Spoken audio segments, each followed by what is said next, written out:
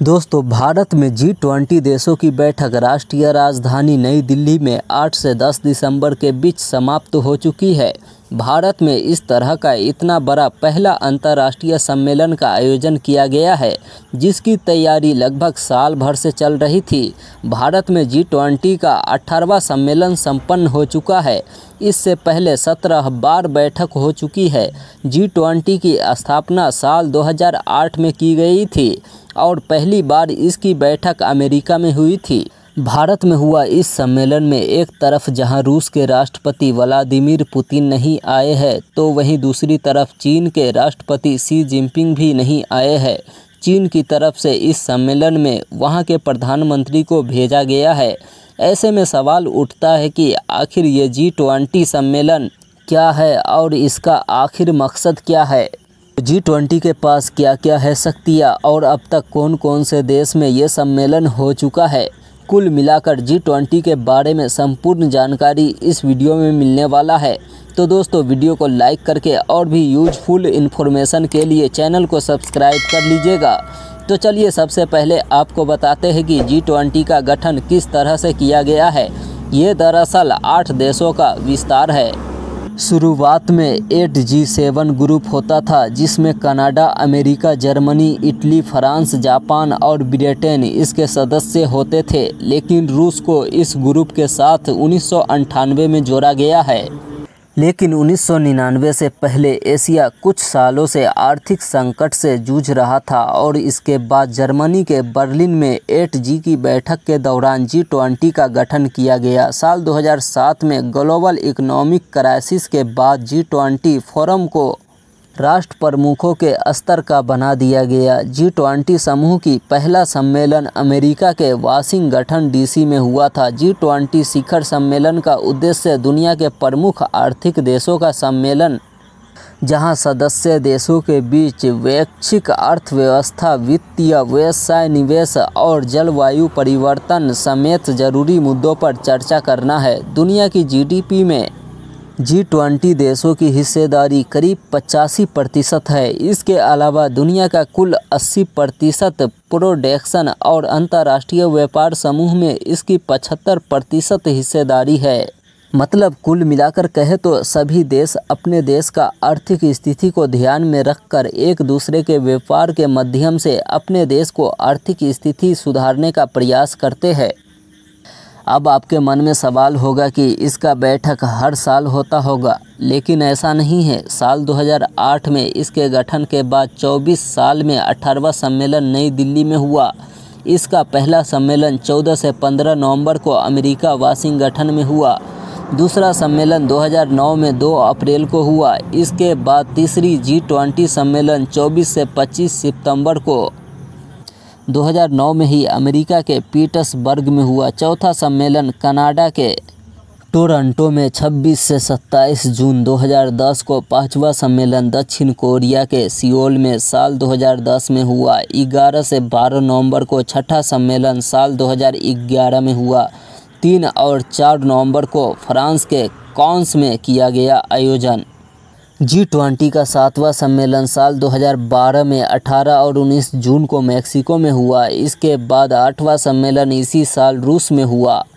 9वां सम्मेलन पीटर्सबर्ग में साल 2014 में 15 से 16 नवंबर को हुआ। 10वां सम्मेलन तुर्की में साल 2015 में 15 से 16 नवंबर को किया गया। 11वां सम्मेलन साल 2016 में चीन में 4 से 5 सितंबर को किया गया। G20 का 12वां सम्मेलन जर्मनी के हैम्बर्ग में साल 2017 में 7 से 8 जुलाई को किया गया। इसका 13वां सम्मेलन 2018 में अर्जेंटीना में 1 दिसंबर 2018 को आयोजित किया गया। 14वां सम्मेलन ओसाका में साल 2019 में 28 से 29। 15वां सम्मेलन 2020 में सऊदी अरब में कोरोना के दौरान वीडियो कॉन्फ्रेंसिंग के जरिए 21 और 22 नवंबर को किया गया। इसके बाद 16वां सम्मेलन इटली के रोम में 2021 में 30 से 31 अक्टूबर को आयोजित किया गया। 17वां सम्मेलन इंडोनेशिया में साल 2022 में 15 से 16 नवंबर को आयोजित किया गया। 18वां G20 सम्मेलन 9 से 10 दिसंबर को हमारा देश भारत का राजधानी नई दिल्ली में आयोजित किया गया। 19वां सम्मेलन ब्राज़ील 2024 में हो सकता है। अब जान लेते हैं कि इतने देश मिलने के बाद उनके पास शक्तियाँ कितनी होती है। जहाँ तक G20 को अधिकार की बात है तो संयुक्त राष्ट्र की तरफ से इसके पास कोई विधायी शक्ति नहीं है और न ही इसके सदस्य देशों के बीच उस फैसले को मानने की कोई कानूनी बाध्यता है।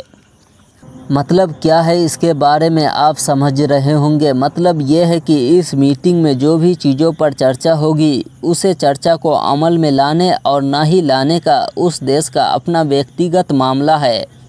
मतलब इस मीटिंग से जाने के बाद सभी देश अगर चाहे तो उस मीटिंग में हुई बातों पर अमल नहीं करेंगे। जी हाँ दोस्तों, ये सुनकर थोड़ा अजीब ज़रूर लग रहा होगा, लेकिन इसका सिस्टम इसी प्रकार काम करता है।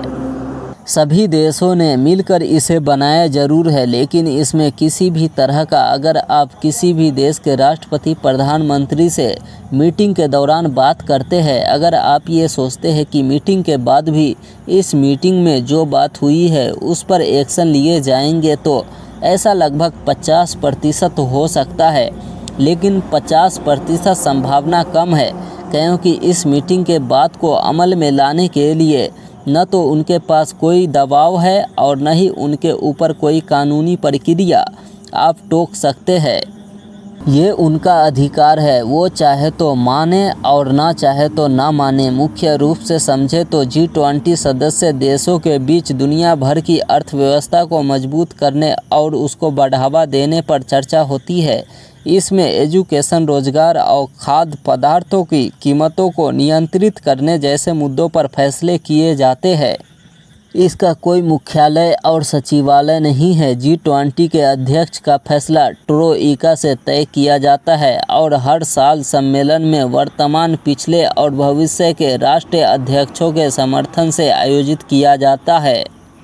आसान भाषा में समझे तो इस बार ट्रोइका में इंडोनेशिया, भारत और ब्राज़ील था और इन देशों ने हमारा समर्थन किया। फिर हमारे देश के प्रधानमंत्री ने इसकी अध्यक्षता की। दोस्तों, उम्मीद करता हूँ ये वीडियो आपको बहुत अच्छा लगा होगा और भी इसी तरह के नॉलेजेबल वीडियो देखने के लिए वीडियो को लाइक करके चैनल को सब्सक्राइब कर लीजिएगा। उम्मीद करता हूँ आप ज़रूर करेंगे। वीडियो देखने के लिए बहुत बहुत धन्यवाद। मिलते हैं फिर अगले वीडियो में। जय हिंद, जय भारत।